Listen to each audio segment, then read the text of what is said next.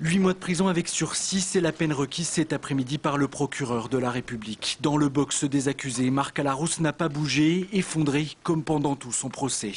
Dans son réquisitoire, le procureur a d'ailleurs insisté sur le passé irréprochable de ce père de famille. Un bon père, a-t-il dit, et il a donc requis une peine minimale. C'était un père exemplaire en dehors de ce 15 juillet où effectivement la faute est impardonnable et a été irréparable dans ses conséquences, mais ça n'est pas paradoxal que de lui dire, et je crois que d'une certaine manière, il était peut-être utile aussi que le parquet puisse le dire dans le cadre d'une audience publique.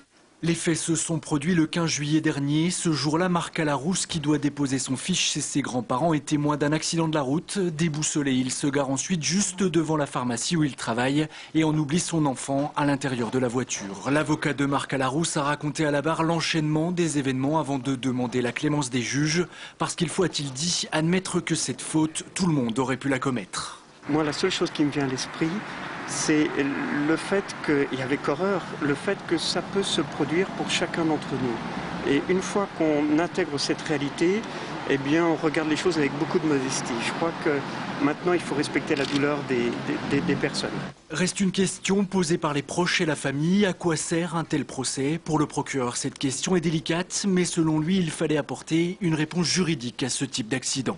Ce procès a bien sûr des limites, je crois que tout le monde en est conscient. L'irréparable ne peut pas être réparé par hypothèse. Pour autant, il n'était pas possible, me semble-t-il, que nous n'ayons pas ce débat au sein d'une enceinte judiciaire, essayer d'analyser ce qui paraît évidemment inconcevable et incompréhensible. La famille de Marc Alarousse n'avait pas porté plainte, il n'y a donc pas eu de partie civile dans ce procès. Le jugement a été mis en délibéré, il sera rendu ce jeudi.